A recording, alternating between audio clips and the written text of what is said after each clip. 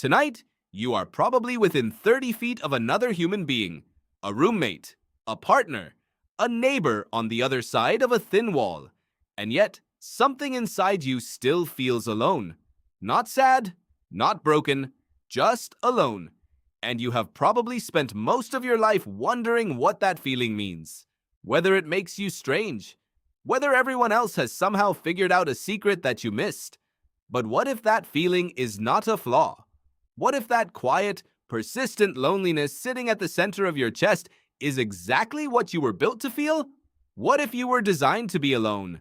Not in the way a pessimist says it at 2 a.m., in a much older, stranger, more scientific way. Because when you trace the loneliness you feel today all the way back to where it started, you do not arrive at a breakup or a childhood or a bad year.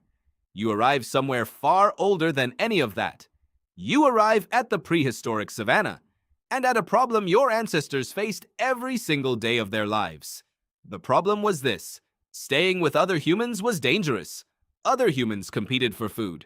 They spread disease. They betrayed each other. Alliances collapsed. A group that trusted too easily was a group that got eaten from the inside. So your brain, forged across hundreds of thousands of years of this exact pressure, developed a system to protect you. It learned to keep a small, nagging sense of distance between you and everyone around you. A social immune system. A quiet voice that says, you are not fully safe here. You are not fully known here. You are alone. Researcher John Cacioppo spent decades studying this at the University of Chicago. He called it loneliness, but not the way pop culture uses the word. He was not talking about being physically isolated. He was talking about perceived social disconnection. A feeling, a threat detection signal embedded so deeply into human biology that it lights up the same neural regions as physical pain. When you feel lonely, Cacioppo found, your brain enters what he called hypervigilance mode. It scans the environment for threats. It interprets ambiguous social signals as hostile. It pulls you inward, not because something is wrong with you, because your brain is doing exactly what it evolved to do. The signal is supposed to hurt. That is the point. Think about hunger. Hunger feels awful. It is supposed to feel awful. Because your ancestors who did not feel hunger's urgency did not go looking for food. They stayed still and they starved.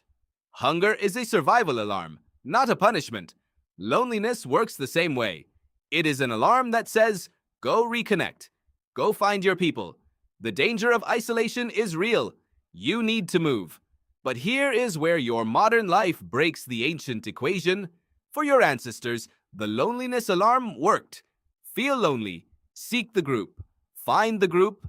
Alarm switches off. The feedback loop closed fast. But you live in a world where the alarm goes off constantly, and the thing it is asking for, genuine, known, reciprocal human connection, is extraordinarily hard to find. You can be surrounded by people and still feel the signal screaming.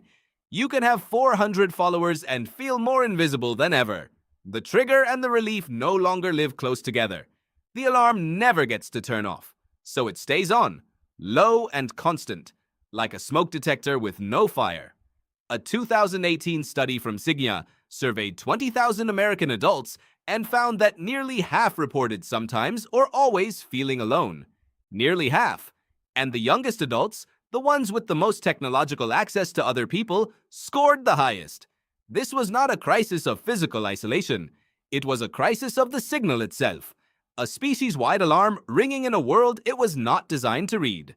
But step back even further, past the savannah, past the evolution of the social brain, and you find something that makes this stranger still.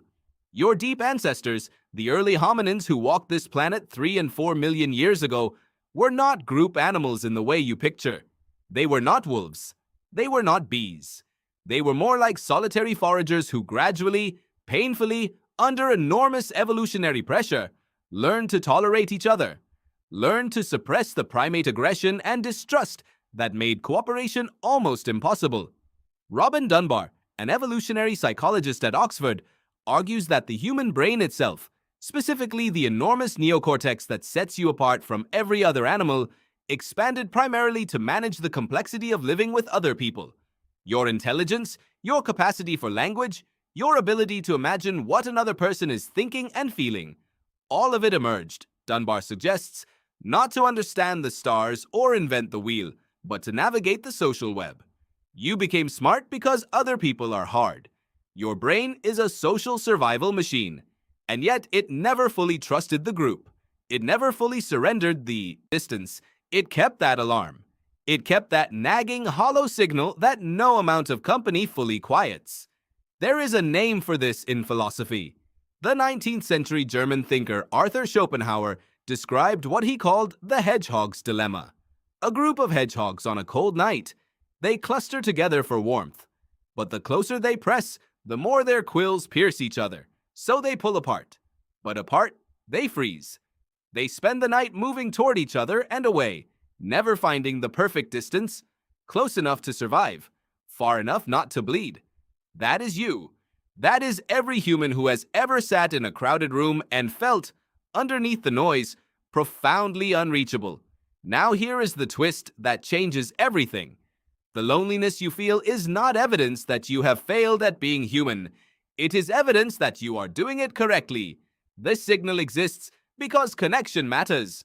Because to your biology, being known, being trusted, belonging somewhere, these things are survival critical. Loneliness is not emptiness. It is hunger. And hunger means there is something real to feed. Cacioppo's research found something else. Chronically lonely people do not want more people around them. They want to feel less guarded around the people already there. The problem is not quantity. It is the alarm itself, which makes trust feel dangerous and vulnerability feel fatal. The loneliness signal, designed to push you toward people, can, in the wrong conditions, begin to push you away. It starts to mistake connection for threat.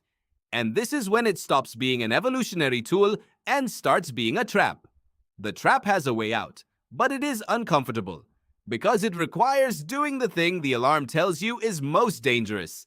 It requires letting someone in past the quills. Not everyone, not all at once. Dunbar's research suggests the human brain can maintain around 150 meaningful social connections, but only 3 to 5 deep ones. 3 to 5 people in a lifetime who get past the alarm, who know the internal version, not the performance. 3 to 5. That is all your biology actually asks for. Not hundreds of followers, not a packed calendar, not a life where you are never physically alone. Just 3 to 5 people who have seen the inside of you and stayed. Most people do not have that. Research by Jeffrey Hall at the University of Kansas found that it takes between 40 and 60 hours of time with a person before you consider them a casual friend. Over 90 hours to become real friends. Over 200 hours to become close. In a modern life fragmented by commutes and screens and the performance of busyness, most adults do not spend 200 unguarded hours with anyone new. Not in a year. Sometimes not in a decade. So the hours do not accumulate. The alarm does not go off because you are failing. It goes off because the conditions for silencing it have become genuinely rare. And here is the oldest thing about all of this. The loneliness your ancestors felt on the savannah, the signal that kept them alive, it was not a character defect. It was not weakness.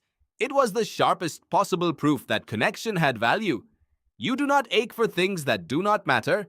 You do not hunger for things that cannot feed you. Tonight, you are probably within 30 feet of another human being, and something inside you still feels alone. That is not a flaw in you.